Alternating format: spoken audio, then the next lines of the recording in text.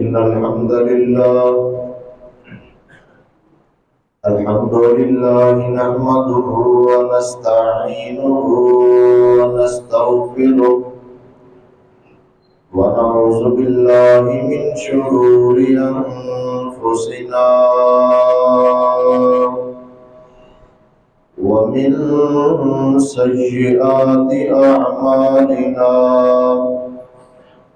من يهده الله فلا مضل له ومن يضلله فلا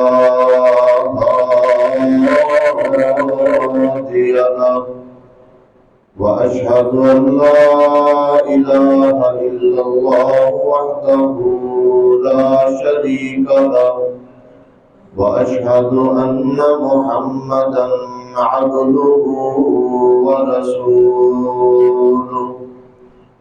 أما بعد فإن خير الحديث كتاب الله وخير الهدي هدي محمد صلى الله عليه وسلم وشر الأمور محدثاتها وكل محدثة بدعة وكل بدعة ضلالة وكل ضلالة في النار.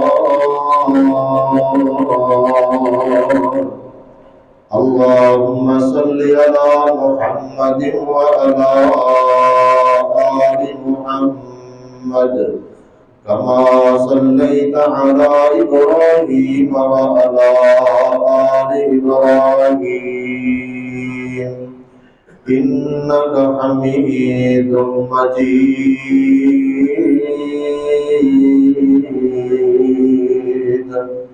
اللهم بارك على محمد وعلى آل محمد كما باركت على إبراهيم وعلى آل إبراهيم إنك حميد مجيد.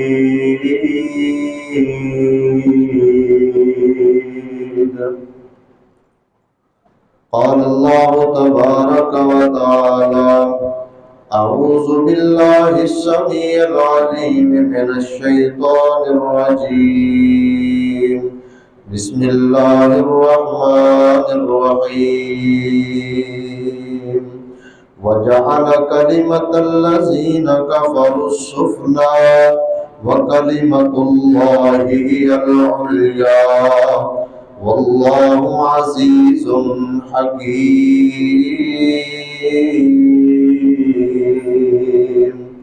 رب اشرح لي صدري ويسر لي أمري واحلل عقدة من لساني يفقهوا قولي. رب زدني علما رب زدني فهما. سبحانك لا علم لنا إلا ما علمتنا إنك أنت العليم الحكيم.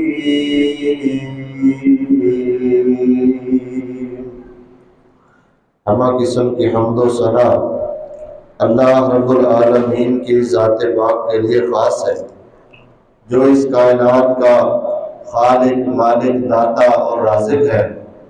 जायज़ और मसनून दुरूद व सलाम इमामुल अव्वलीन वल आखिरीन, पूरी कायनात के सरदार पैगंबर जनाब मुहम्मदुर रसूलुल्लाह सल्लल्लाहु अलैहि व आलिहि वसल्लम की ज़ात गिरामी पर ज़ी वक़ार मुअज़्ज़ज़ सामिईन व सामिआत, गुज़श्ता कई खुतबात से नबी मुकर्रम जनाब मुहम्मदुर रसूलुल्लाह सल्लल्लाहु अलैहि वसल्लम की हिजरत के हवाले से बात कर रहे हैं कि नबी मुकर्रम सल्लल्लाहु अलैहि वसल्लम और आपके साथ दीगर मुसलमान सहाबा किराम मक्का से हिजरत करके मदीना चले गए।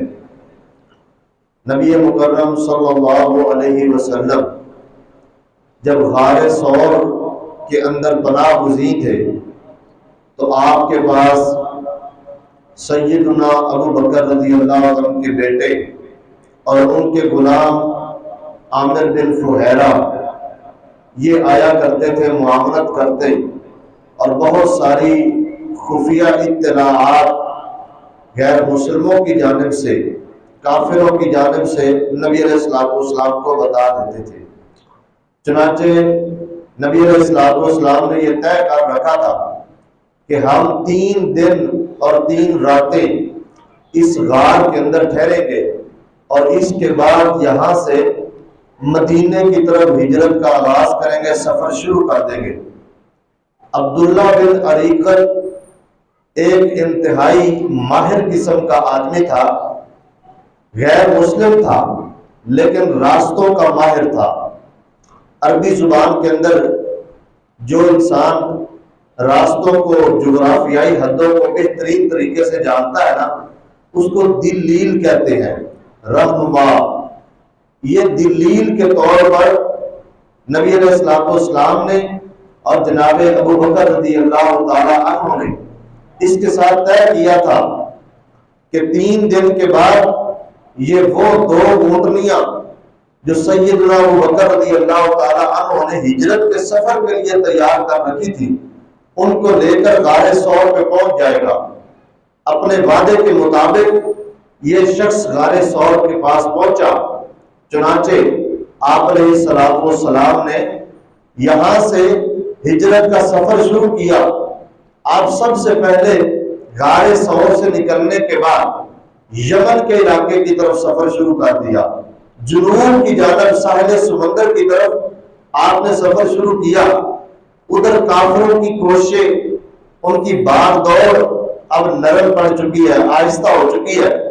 اب انہوں نے نبی علیہ السلام کا اور سیدنا ابو بکر رضی اللہ عنہ کے سر کی قیمت لگا دی ہے، اور ان کو زندہ یا فوت ہونے کی حالت میں لے کر آنے والے کے لیے بڑے بڑے خطیر رقم اور بڑے بڑے انعامات کا اعلان کر رکھا ہے کہ جو بندہ ان کو لے کے آئے گا، گرفتار کر کے لائے گا، یا ان کو نعوذ باللہ قتل کر دے گا، ہم اس کو بہت بڑا انعام و اکرام سے نوازیں گے۔ بہت سارے لوگ اس لالچ کے اندر آ کے کہ ہمارے لیے بہت بڑا انعام تیار ہو جائے گا اور بہت سارا انعام ہمیں حاصل ہوگا، نبی مکرم صلی اللہ علیہ وسلم اور ابو بکر رضی اللہ عنہ کے پیچھے چل پڑے۔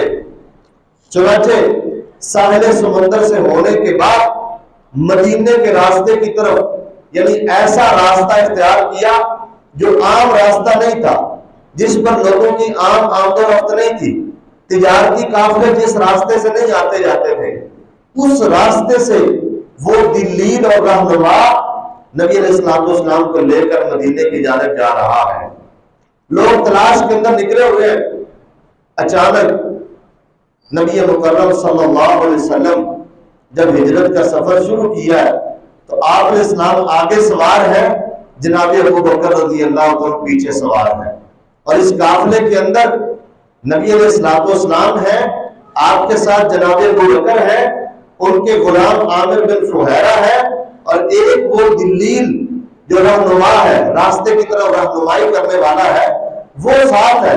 اگرچہ وہ غیر مسلم ہے لیکن وہ راستہ بتانے کے لیے نبی علیہ السلام کے ساتھ جا رہا ہے۔ آپ علیہ السلام جب اونٹنی پہ سوار ہوتے تو آپ آگے بیٹھتے اور حضرت ابو بکر پیچھے سوار ہوتے تھے۔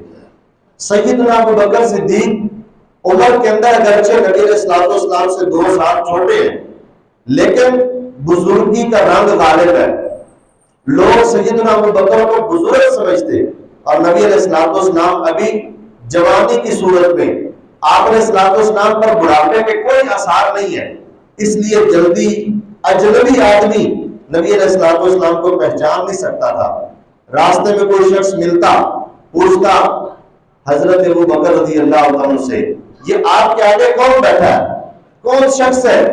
جناب ابو بکر فرماتے یہ وہ آدمی ہے جو مجھے راستہ بتاتا ہے، جو مجھے راستہ دکھلاتا ہے، راستہ بتاتا ہے، مطلب مجھے ہدایت کی راہ دکھاتا ہے، دین اسلام کا راستہ مجھے بتاتا ہے، اللہ کی معرفت والا راستہ بتاتا ہے۔ دین پر چلنے کا، ہدایت کا، کامیابی کا، جنت کا راستہ یہ شخص بتانے والا ہے، سننے والا سمجھتا شاید یہ زمینی راستے کے بارے میں بات کر رہا ہے، اس لیے وہ گزر جاتا۔ اچانک سفر کر رہے ہیں، جناب ابو بکر رضی اللہ تعالیٰ نے پیچھے مڑ کے دیکھا، ایک گھوڑ سوار آدمی بڑی تیزی کے ساتھ اسلحہ سے لیس ان کی جانب بڑھ رہا ہے، بڑی تیزی کے ساتھ اپنے گھوڑے کو دوڑاتے ہوئے آ رہا ہے۔ جناب ابو بکر رضی اللہ تعالیٰ نے نبی علیہ الصلوۃ والسلام کو خبر دی کہ ہمارا کوئی تعاقب کر رہا ہے۔ نبی علیہ الصلوۃ والسلام نے بد دعا دیتے ہوئے فرمایا اللہ اس شخص کو بچا دے گا، اللہ اس کا ارادہ یہیں پر غرق کر دے گا۔ چنانچہ وہ بندہ جب قریب آیا، اس کا گھوڑا وہیں بلکنے لگا، رک گیا۔ اب اس کو پتا چلا کہ اب میں کسی صورت بھی اپنے مقصد میں کامیاب نہیں ہو سکتا۔ نبی علیہ الصلوۃ والسلام سے پناہ طلب کرنے نکلا، مارنے کے لیے ہے، قتل کرنے کے لیے ہے، گرفتار کرنے کے لیے ہے، لیکن جب قریب آتا ہے اللہ رب العالمین کی کیسی قدرت کہ وہ نبی علیہ الصلوۃ والسلام سے پناہ مانگ رہا ہے کہ مجھے امان دیجئے، مجھے پناہ دے دیجئے، میں کسی طور پر بھی تمہیں نقصان نہیں پہنچاؤں گا۔ آپ علیہ الصلوۃ والسلام نے فرمایا یہی نہیں بلکہ تو یہاں رک جا اور ہماری طرف کسی کو بڑھنے بھی نہیں دے گا، جو آئے گا اس کو بھی واپس بھیجے گا۔ جناب انس رضی اللہ تعالی عنہ بیان کرتے ہیں کہ یہ شخص گھوڑ سوار دن کے شروع میں اللہ کے نبی کا سخت دشمن ہے، نبی علیہ السلام کی جان کا درویش ہے، آپ علیہ السلام کی جان کو لینا چاہتا ہے، نبی علیہ السلام کو نعوذ باللہ قتل کرنا چاہتا ہے، لیکن اللہ رب العالمین کی کیسی قدرت کہ دن کے آخر میں یہ نبی کا محافظ بن جاتا ہے، یہ نبی علیہ السلام کا محافظ بن گیا، آنے والے لوگوں کو واپس موڑ رہا ہے کہ اس طرف میں نے پوری سرچ کر لی ہے، یہاں کوئی نہیں ملا، اور کوئی شخص نہ نبی ہے اور نہ ابو بکر ہے، اس طرف کوئی بھی آدمی نہیں ہے، لوگوں کو پیچھے موڑ رہا ہے۔ آپ جانتے ہیں اس واقع ہجرت کے اندر ایک اور شخص بڑا بہادر آدمی سراقہ بن مالک جو شم جن کا نام ہے، ابھی مسلمان نہیں ہوئے، اس لالچ کے اندر ارادہ کر لیا کہ یہ انعام میں حاصل کروں گا۔ کہتے ہیں میں نے اپنی لونڈی کو کہا کہ فلاں دن فلاں وقت فلاں پہاڑ کی گھاٹی میں میرا گھوڑا تیار کر کے لے آنا، میں وہاں سے چپکے سے نکلوں گا اور ان لوگوں کو گرفتار کر کے لے آؤں گا اور یہ انعام میں حاصل کروں گا۔ یہ سراقہ بن مالک جوشم اپنا واقعہ خود بیان کرتے ہیں صحیح بخاری کے اندر، کہتے ہیں کہ قریش کے کئی نمائندے آئے اور انہوں نے آ کے بتایا کہ نبی اور ابو بکر کو زندہ یا فوت ہونے کی حالت میں لے کر آنے والا اس کے لیے اتنا بڑا انعام ہے۔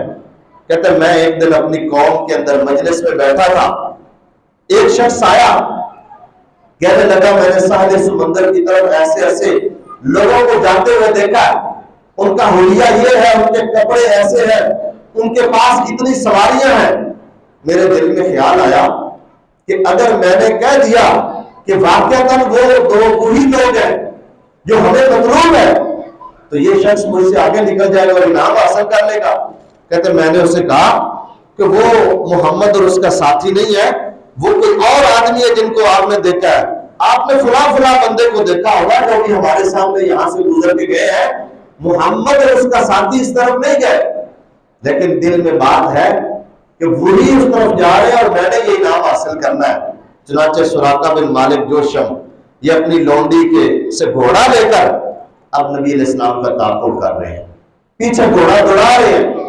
جب قریب پہنچتے ہیں جناب ابو بکر رضی اللہ تعالیٰ عنہ کو پتہ چلتا ہے تو آپ علیہ السلام کو اطلاع دی، فرمایا کہ ایک اور دشمن ہمارے تعاقب کے لیے پہنچ چکا ہے۔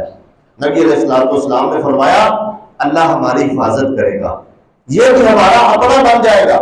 جب یہ قریب پہنچے انہوں نے اپنے گھوڑے کو دوڑا کر حملہ کرنا چاہا، گھوڑے کے اگلے دونوں پاؤں زمین کے اندر دھنس گئے، اپنے گھوڑے کو بڑا برا بھلا کہا، مارا، دوبارہ پھر حملہ کرنا چاہا، پھر ناکام ہوا، حتیٰ کہ مشرکین مکہ کا ایک طرز عمل تھا، جب بھی کوئی کام کرنا ہوتا تو تیروں سے فال لیا کرتے تھے. انہوں نے ترکش کے اندر نا تیر رکھے ہوتے تھے، ایک تیر کے اوپر نام لکھا ہوتا تھا، ایک کے اوپر لا لکھا ہوتا تھا، اور وہ تیر نکالتے دیکھتے کہ اگر اس کے اوپر نام لکھا ہوا ہے تو اس کا مطلب ہے کہ یہ کام کر دو، یہ کام کر لے تو کامیاب ہوگا. اگر اس کے اوپر لا لکھا ہوا ہے تو اس کا مطلب ہے یہ کام نہ کر تو اس کام کے اندر ناکام ہوگا. انہوں نے اپنا تیر نکالا، اس کے اوپر لا لکھا ہوا ہے، لیکن پھر بھی باز نہیں آئے، پھر حملہ کرنا چاہا، پھر ناکام ہو گئے، پھر تیر نکالا، اس کے اوپر بھی لا نکلا، تیسری مرتبہ تیر نکالا، اس کے اوپر بھی لا ہی تھا. اشارہ یہ تھا کہ تو حملہ نہ کر. اس کے باوجود کہتے ہیں میں اس بات پر مصر تھا، ڈٹا ہوا تھا کہ میں نے ہر صورت حملہ کر کے ان کو زیر کرنا ہے، ان کو گرفتار کرنا ہے، یا ان کو نقصان پہنچانا ہے، یا قتل کرنا ہے. لیکن جب میں ناکام ہو گیا تو مجھے یہ پتا چل گیا کہ میں کبھی بھی ان کے بارے میں اپنے ارادے کے اندر کامیاب نہیں ہو سکتا. میرا یہ ارادہ، میری یہ خواہش، یہ کبھی پوری نہیں ہو سکتی. اب بچنے کا ایک ہی راستہ ہے کہ میں ان سے امان طلب کر لوں، ان سے پناہ مانگ لوں. چنانچہ اس نے بھی نبی علیہ الصلوۃ والسلام کے سے کہا کہ آپ مجھے امان دی دیجیے. تو نبی علیہ الصلوۃ والسلام نے فرمایا کہ تجھے امان بھی ہے اور ہمارے بارے میں کسی کو اطلاع بھی نہیں دینی. چنانچہ کہتے ہیں میں نے کہا مجھے کوئی امان کی نشانی دے دے تاکہ میں مطمئن ہو جاؤں کہ واقعتاً میں آپ سے محفوظ ہوں. آپ علیہ السلام نے عامر بن فہیرہ کو حکم دیا کہ اس کو امان لکھ کر دے دو. انہوں نے چمڑے کے ایک ٹکڑے پر مجھے امان لکھ کے دے دی. پھر وہ نبی علیہ السلام آگے روانہ ہو گئے. تو یہ اللہ رب العالمین کی قدرت ہے کہ دشمنوں کے سامنے اللہ اپنے نبی کو، اپنے نبی کے ساتھیوں کو، مسلمانوں کو ان کی حفاظت کر رہا ہے اور ان کو ناکام اور نامراد کر رہا ہے. وہ فائدے حاصل ہو رہے ہیں، اپنے ارادوں کے اندر کامیاب نہیں ہوئے. اتنے جتن کرنے کے باوجود نبی مکرم صلی اللہ علیہ وسلم کو نقصان نہیں پہنچا سکے، آپ علیہ السلام کے ساتھیوں کو نقصان نہیں پہنچا سکے. یہ بھی نبی علیہ السلام کا ایک معجزہ ہے کہ آپ علیہ السلام دشمن کے سامنے کھڑے ہیں، دشمن اسلحہ سے لیس ہے، ہر قسم کے ہتھیار اس کے پاس ہے، لیکن اللہ نے اس کو ناکام کر دیا ہے، اس کے ہاتھوں کو شل کر دیا ہے، اس کو مکمل طور پر مفروض کر دیا ہے، ناکام کر دیا ہے. اور وہ ہمت نہیں کر سکتا کہ آگے بڑھ کر کسی قسم کا نقصان پہنچا سکے. یہ رسول اللہ صلی اللہ علیہ وسلم کے حق اور سچ پر ہونے کی بہت بڑی دلیل ہے کہ آپ کا دشمن آپ کے سامنے کھڑا، آپ کو نقصان نہیں پہنچا سکا. یہ اللہ رب العالمین نے اپنے نبی کی حفاظت کی ہے، اپنے نبی کے ساتھیوں کی حفاظت کی ہے، صحابہ کرام کی حفاظت کی ہے. اس کے بعد جس طرح میں نے پہلے پچھلے جمعے عرض کیا تھا کہ پورے واقعہ ہجرت کے اندر نبی علیہ السلام کے بہت سارے معجزات ظاہر ہوئے ہیں. ایک معجزہ تو یہ کہ آپ کافروں کے درمیان سے، ان کے ناکے کے درمیان سے نکل کر چلے گئے، ان کو پتہ بھی نہیں چلا. اور ایک یہ معجزہ بھی ظاہر ہوا. اب تیسرا معجزہ اس سفر ہجرت کا کیا ہے؟ مستدرک للحاکم کے اندر حدیث ہے، نبی مکرم صلی اللہ علیہ وسلم کا قافلہ مدینے کی جانب سفر کر رہا ہے. راستے کے اندر ام معبد کا خیمہ آتا ہے. ام معبد ایک عورت ہے. یہ جب لوگ سفر کرتے تو راستے کے اندر اس کا گھر اور خیمہ تھا، وہاں یہ سفر کرنے والے لوگوں کی خدمت کیا کرتی تھی، آنے جانے والوں کو پانی وانی پلایا کرتی تھی، ان کے کام آتی تھی. ام معبد کے خیمے کے پاس سے نبی علیہ السلام کا گزر ہوا تو آپ علیہ السلام کے پاس کچھ بھی نہیں تھا. آپ علیہ السلام نے ام معبد سے کھانے پینے کی کوئی چیز طلب کی. اس نے کہا میرے پاس کچھ بھی نہیں ہے. ام معبد کا خاوند ابو معبد بکریاں لے کر، اپنا ریوڑ لے کر وہ چرانے کے لیے جنگلوں میں نکلا ہوا ہے. گھر کے اندر ایک لاغر بکری کھڑی ہوئی ہے جو چل نہیں سکتی، جو نہ کھاتی ہے نہ پیتی ہے، بالکل لاغر ہے، قافلے سے پیچھے رہ گئی. اس کو چرانے کے لیے ساتھ بھی نہیں لے کر گیا. بیمار قسم کی لاغر بکری گھر کے اندر بندھی ہوئی ہے. نبی علیہ السلام نے پوچھا کہ یہ بکری دودھ نہیں دیتی، ہمیں اس کا دودھ دے دو۔ کہا اللہ کے نبی اس کا دودھ نہیں ہے، یہ دودھ نہیں دیتی، یہ بالکل لاغر ہے، تھکی ماندی ہے، بیمار ہے، اس کا دودھ بھی نہیں آتا۔ آپ علیہ الصلوۃ والسلام نے فرمایا اگر تو ہمیں اجازت دے تو ہم اس کو دوڑ سکتے ہیں اور اس کا دودھ بھی نکال سکتے ہیں۔ چنانچہ نبی علیہ الصلوۃ والسلام نے اس کے تھنوں پہ ہاتھ پھیرا، اللہ تعالیٰ نے دودھ جاری کر دیا، اللہ رب العالمین نے دودھ پیدا کر دیا۔ آپ علیہ السلام اس بکری کو دوڑ رہے ہیں اور ام بابت کو کہا اپنے گھر کے برتن لے آؤ۔ وہ گھر کے برتن لا رہی ہے، نبی علیہ السلام اس کو دھوتے جا رہے ہیں، وہ برتن بھرتی جا رہی ہے۔ آپ علیہ السلام نے کہا خود دودھ پیو، پھر اپنے ساتھیوں کو کہا تم بھی دودھ پیو، پھر کہا اپنے گھر میں اسٹور بھی کر لو، اور آخر میں نبی صلی اللہ علیہ وسلم نے خود دودھ پیا۔ تو یہ سفر ہجرت کے دوران نبی علیہ السلام کا عظیم معجزہ اللہ تعالیٰ نے اس طرح ظاہر کیا۔ یاد رہے نبی مکرم صلی اللہ علیہ وسلم اللہ کے پیغمبر ہیں، ہمارے پیر و مرشد ہیں، ہمارے رہبر و رہنما ہیں۔ آپ علیہ السلام کا معجزہ تو یہ ہے کہ نبی علیہ السلام جن کے گھر جائیں ان کی لاغر بکریاں دودھ دینا شروع کر دیتی ہیں، ان کے جو ہے نا وہ گھر کے اندر اللہ کی رحمت اور برکات نازل ہوتی ہے۔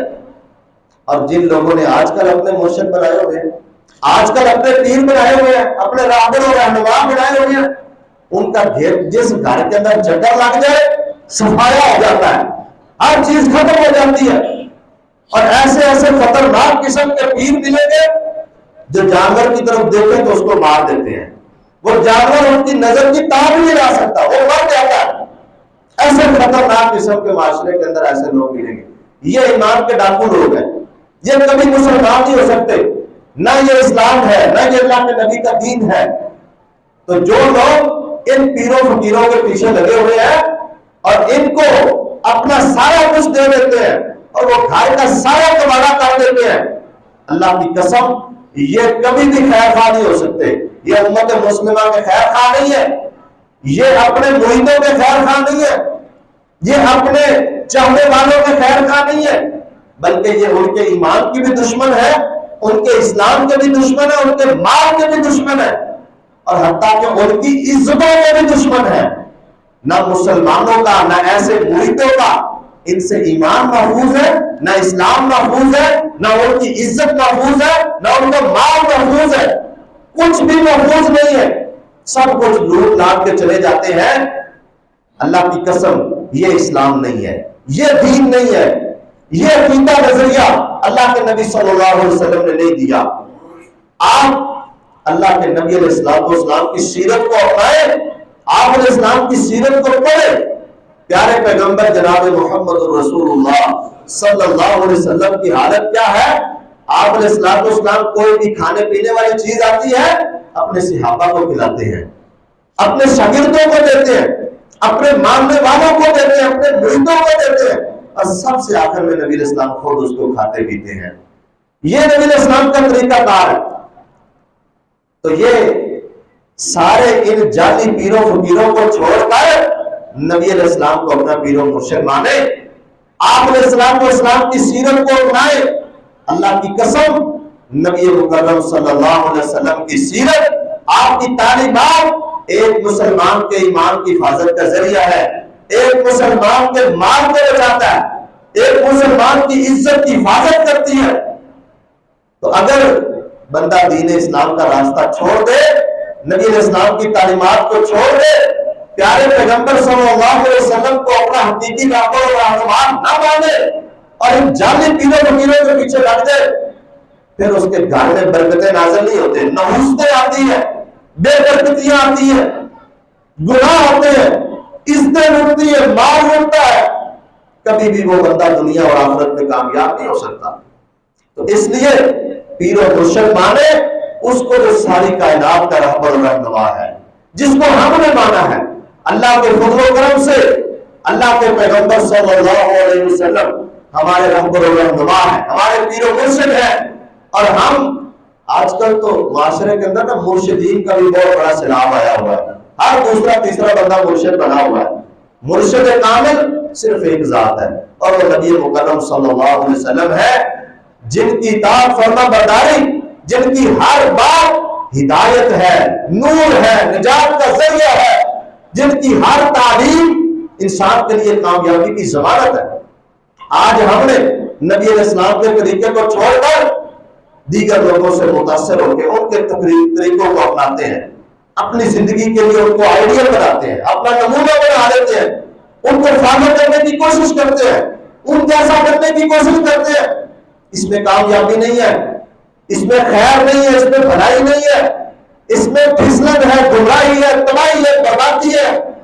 اللہ کے پیغمبر صلی اللہ علیہ وسلم کی سیرت پر عمل کرنے سے ہی انسان کامیاب ہو سکتا ہے، اور جو بندہ نبی علیہ السلام کے طریقوں کو چھوڑ دیتا ہے وہ صحیح راستے سے بھٹک جاتا ہے۔ اس لیے پیارے پیغمبر صلی اللہ علیہ وسلم کے ساتھ دلی محبت بھی ہونی چاہیے، آپ علیہ السلام کی سنت سے پیار بھی ہونا چاہیے، نبی علیہ السلام کی تعلیم کو اپنا طرز عمل اور اپنا طرز زندگی بنانا یہ ہمارے اوپر فرض عین ہے، یہ ہمارے لیے ضروری ہے، ہماری کامیابی کا یہی ذریعہ ہے، وگرنہ ہم یہ کامیاب نہیں ہو سکتے۔ اس لیے پیارے پیغمبر صلی اللہ علیہ وسلم کی سیرت کو جس طرح ہم پڑھتے سنتے ہیں، آپ علیہ السلام سے محبت پیار کا دعویٰ کرتے ہیں، نبی علیہ السلام کی سیرت کو اپنانے کی کوشش کریں۔ آپ علیہ السلام سفر ہجرت کرتے جا رہے ہیں، ادھر مدینہ کے اندر اطلاع ہو جاتی ہے کہ اللہ کے نبی آ رہے ہیں۔ بہت سارے صحابہ کرام پہلے پہنچ چکے ہیں، مصعب بن عمیر رضی اللہ عنہ چلے گئے، عبداللہ بن ام مکتوم چلے گئے، اور بہت سارے صحابہ جناب عمر رضی اللہ عنہ 40 بندوں کا قافلہ لے کر مدینے پہنچ چکے ہیں۔ انتظار ہے کہ کب نبی علیہ السلام تشریف لاتے ہیں۔ ہر روز مدینے کے لوگ مدینے سے باہر ایک جگہ ہررا وہاں نکلتے ہیں، دوپہر تک دور دراز تک دیکھتے رہتے ہیں کہ کہیں آنے والے آ رہے ہیں یا نہیں آ رہے، قافلہ آ رہا ہے یا نہیں آ رہا۔ دوپہر تک انتظار کرتے کرتے پھر اپنے گھروں کو لوٹ جاتے ہیں، شدت سے انتظار کر رہے ہیں، اور نبی علیہ السلام کے آپ کی آمد کے انتہائی خواہش مند، آپ سے محبت کرنے والے، آپ کے دیدار کے خواہش مند۔ چنانچہ نبی مکرم صلی اللہ علیہ وسلم کا مدینے کا جو سفر ہے وہ قریب آتا جا رہا ہے، منزل قریب آ گئی۔ ایک دن لوگ انتظار کرتے کرتے واپس لوٹے ہی ہیں کہ ایک یہودی وہ جلدی سے مدینے میں آتا ہے اور آپ کے لوگوں کے اندر اعلان کرتا ہے کہ میں نے باہر ایک پہاڑی کے اوپر کھڑے ہو کر دیکھا ہے کہ وہ تمہارا نبی اور تمہارا رہبر اور رہنما جس کا تم اتنی شدت سے انتظار کر رہے ہو، جس کے دیدار کے لیے تمہاری آنکھیں ترس چکی ہیں، جس کو دیکھنا چاہتے ہو، جس کے ساتھ ملاقات کرنے کا تم شوق رکھتے ہو، مجھے لگتا ہے کہ سفید کپڑوں کے اندر ملبوس ایک قافلہ آ رہا ہے، مجھے تو ایسا لگتا ہے کہ تمہارا پیر و مرشد آ گیا ہے، تمہارے رسول آ گئے، تمہارے رہبر رہنما آ گئے۔ مدینے کے اندر اعلان ہو جاتا ہے، لوگ خوشی سے گھروں کی چھتوں پہ چڑھ جاتے ہیں، باہر کی طرف نکل پڑتے ہیں۔ لوگ نبی علیہ السلام کے استقبال کے لیے، آپ علیہ السلام کا استقبال کرنے کے لیے اسلحہ لے کر، اپنی سواریاں لے کر جو ہے وہ باہر مدینے سے باہر نکل پڑتے ہیں۔ آپ علیہ السلام آ رہے ہیں، پورے مدینے کے اندر خوشی کا سما ہے، لوگ خوش ہیں، ہمارے نبی آ گئے، ہمارے رسول آ گئے، ہمارے مہمان آ گئے۔ بچیاں، چھوٹی چھوٹی بچیاں گیت گا رہی ہیں، نبی علیہ السلام کی آمد کے نغمے اور ترانے پڑھ رہی ہیں، آپ علیہ السلام کی نعت پڑھ رہی ہے۔ صحابہ کرام انصار مدینے کے بڑے خوش ہیں کہ آج ہمارے پیر و مرشد صحیح سلامت مکے کے کافروں اور دشمنوں کے نرجے سے نکل کر اللہ کے فضل و کرم سے ہمارے پاس پہنچنے والے ہیں۔ پیارے پیغمبر جناب محمد رسول اللہ صلی اللہ علیہ وسلم مدینے سے باہر بنی عمر بن عوف جس کو قبا کہا جاتا ہے، یہاں پر نبی علیہ السلام نے قیام کیا، 10 دن اور 10 راتیں یہاں پر آپ ٹھہرے۔ آپ نے یہاں ایک مسجد بھی تعمیر کی جس کو مسجد قبا کہا جاتا ہے، اور قرآن مجید کے اندر اس مسجد کے بارے میں اللہ تعالیٰ کا فرمان ہے، لَمَسْجِدٌ أُسِّسَ عَلَى التَّقْوَى مِنْ أَوَّلِ يَوْمٍ، یہ وہ مسجد ہے جس کی بنیاد تقوی پر رکھی گئی، جس کی اساسیات تقوی پر قائم ہے، اور یہ اتنی عظیم مسجد ہے کہ نبی علیہ السلام مدینے سے ہر ہفتے ایک مرتبہ مدینے سے باہر نکل کر قباء مسجد جایا کرتے اور وہاں جا کر 2 رکعت نماز پڑھا کرتے تھے. اور یہ وہ مسجد ہے جس میں 2 رکعت نماز پڑھنا ایک عمرے کے برابر ثواب ہے. مسجد قباء کے اندر 2 رکعت نفل پڑھنا ایک عمرے کے برابر ثواب ہے. اللہ کے نبی علیہ الصلوۃ والسلام نے یہاں مسجد تعمیر فرمائی.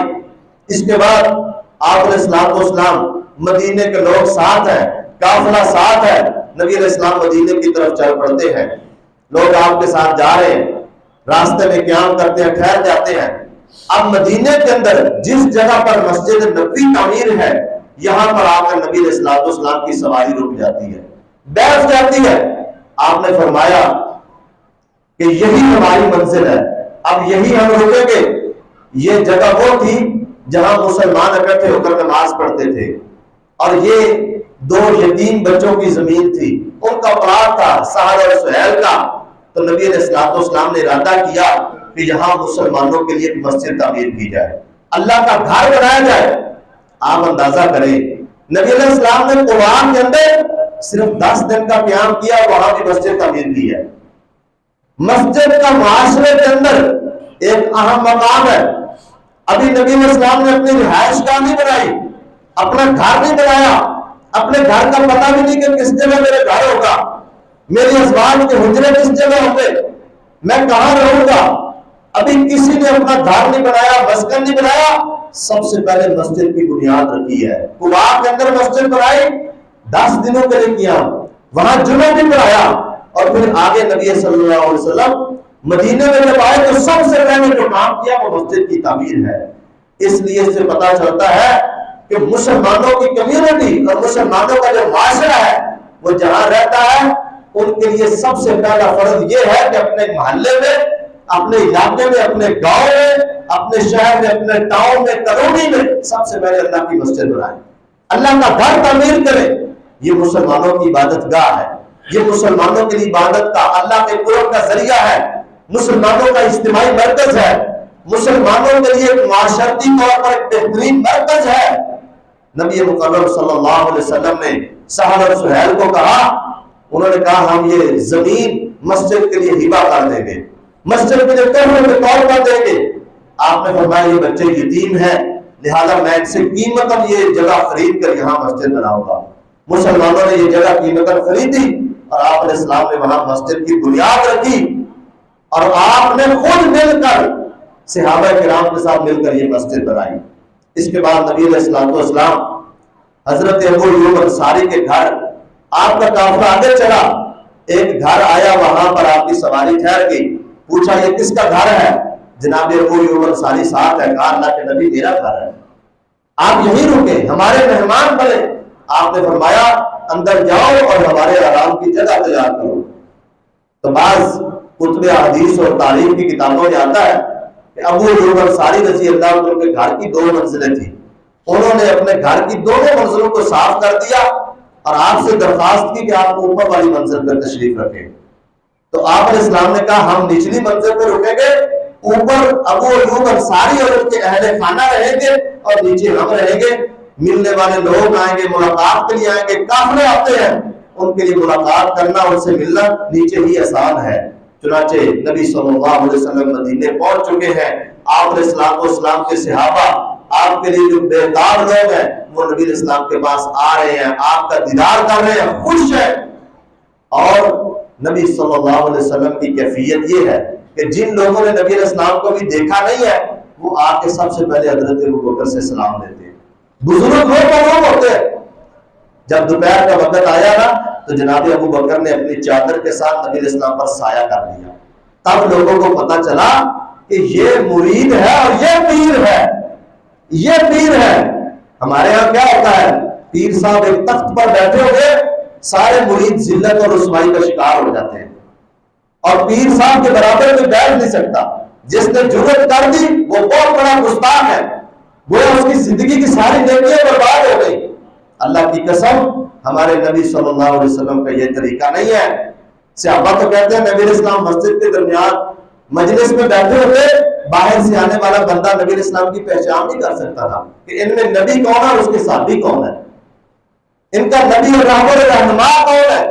برابر زمین پر بیٹھ جاتے تھے. یہ نبی اسلام کی عاجزی ہے، آپ کی انکساری ہے، آپ اسلام کی تواضع ہے. اسی کی تعلیم دی ہے نبی اسلام نے.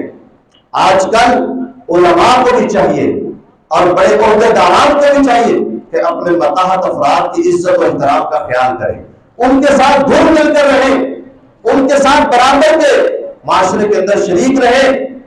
نبی مکرم صلی اللہ علیہ وسلم صحابہ کے درمیان برابر میں بیٹھ جاتے ہیں. باہر سے آنے والے لوگ پہچان بھی نہیں کر سکتے. عبداللہ بن سلام یہودیوں کے بہت بڑے عالم ہیں، آئے نبی علیہ السلام کو دیکھا، پہچانا، کہا یہ جو چہرہ ہے مجھے کسی جھوٹے کا چہرہ نہیں لگتا، یہ مجھے کذاب کا چہرہ نہیں لگتا. اللہ کی قسم مجھے تو یہ شخص چہرے سے حق اور سچ پر لگتا ہے. مجھے تو یہ لگتا ہے کہ یہ بندہ اللہ کی طرف سے مبعوث کردہ کوئی معزز ہے. چنانچہ عبداللہ بن سلام یہودیوں کے بہت بڑے سردار ہیں، یہودیوں کے بہت بڑے عالم ہیں. نبی علیہ السلام کو دیکھا، ابھی آپ نے دعوت نہیں دی اور دیکھتے کلمہ پڑھ کر مسلمان ہو جاتے ہیں. نبی کا چہرہ اتنا پرکشش، آپ کے چہرے پر اتنی نورانیت، اتنا خوبصورت چہرہ، اور حق اس کے اوپر یہاں ہو رہا ہے، سچ اس کے اوپر یہاں ہو رہا ہے کہ نبی علیہ السلام کو لوگ دیکھ کر ہی کلمہ پڑھ کر مسلمان ہو جاتے ہیں. یہودیوں کو اسلام کی دعوت دی، نہ مانا. کہا یہ عبداللہ بن سلام کو جانتے ہو؟ جی جانتے ہیں، یہ ہمارا بہت بڑا سردار ہے، ہمارے سردار کا بیٹا ہے اور یہ ہمارا بہت بڑا عالم ہے. کہا اگر یہ تمہیں کہہ دے کہ تم اسلام لے آؤ گے؟ کہا یہ کہہ نہیں سکتا، یہ ہمارا سردار ہے، کیسے آپ کو مان سکتا ہے؟ ہم تو ایمان نہیں لائیں گے. کہا یہ اسلام قبول کر چکا ہے، حق قبول کر چکا ہے. اور عبداللہ بن سلام رضی اللہ عنہ نے اپنے یہودیوں کو دعوت دی، اس پیغمبر پر ایمان لے آؤ، اس شخص پر ایمان لے، اس کے مرید بن جاؤ، اس کے امتی بن جاؤ، اس کے پیروکار بن جاؤ، اسی میں کامیابی ہے. بہت سارے یہودیوں نے انکار کر دیا اور وہ نبی علیہ السلام کے بھی دشمن، آپ علیہ السلام کے ساتھ عبداللہ بن سلام کے بھی دشمن بن گئے. عبداللہ ابن سلام عام شخصیت نہیں ہے، یہودیوں کے بہت بڑے راہب کی حیثیت رکھتے تھے، لیکن نبی علیہ السلام کو دیکھتے ہی کلمہ پڑھ کے مسلمان ہو گئے. یہ نبی مکرم صلی اللہ علیہ وسلم کا مختصرا مکہ سے مدینہ کی طرف ہجرت کا سفر تھا جو اپنے اختتام کو پہنچا. اس کے بعد نبی صلی اللہ علیہ وسلم نے اپنے انصار صحابہ اور مہاجرین صحابہ کو آپس میں ایک دوسرے کے ساتھ بھائی بھائی بنا دیا، معاہدات قائم کر دی، رشتہ داریاں قائم کر دی، لوگوں کو ایک دوسرے کا حصہ دار بنا دیا.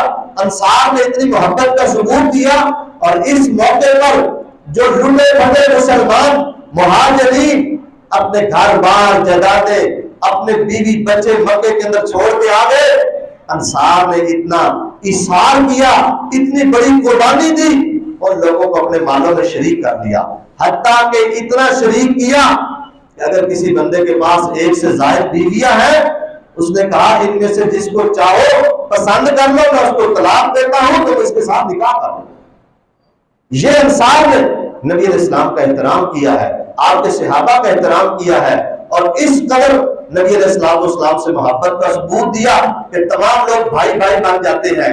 اور آخر میں صرف دو شخصیات بچتی ہیں، ایک نبی علیہ السلام ہے، ایک جناب علی رضی اللہ تعالیٰ عنہ ہے. تو نبی علیہ السلام نے فرمایا کہ یہ جو مواخات قائم کی جا رہی ہے انصار اور مہاجرین کے درمیان، اس مواخات کے تحت میرا بھائی علی ہے رضی اللہ تعالیٰ عنہ. نبی علیہ السلام نے اس مواخات مدینہ کے اندر جناب علی رضی اللہ عنہ کو اپنا بھائی قرار دیا. اللہ تعالیٰ سے دعا ہے کہ اللہ کریم ہمیں صحیح معنوں میں نبی مکرم صلی اللہ علیہ وسلم کے ساتھ محبت نصیب فرمائے، آپ علیہ السلام کے طریقے کو پڑھ کر سن کر اس پر عمل کرنے کی توفیق عطا فرمائے، اور ہمیں بھی اللہ تعالیٰ صحابہ کرام کے طرز عمل کو اختیار کرنے کی توفیق دے، انصار اور مہاجرین کی سیرت اور کردار کو اپنانے کی توفیق عطا فرمائے. آئندہ خطبہ انشاءاللہ تعالی ہجرت کے فضائل پر ہوگا. احباب وطن پر تشریف لائیں. انتہائی اہم موضوع ہے کہ ہجرت کرنے کا اللہ کے ہاں کیا مقام ہے اور یہ کتنا بڑا عمل ہے اور اسلام کے اندر اس کی کیا اہمیت ہے. اس پہ انشاءاللہ تعالی بات کریں گے. وآخر دعوانا ان الحمد للہ رب العالمین.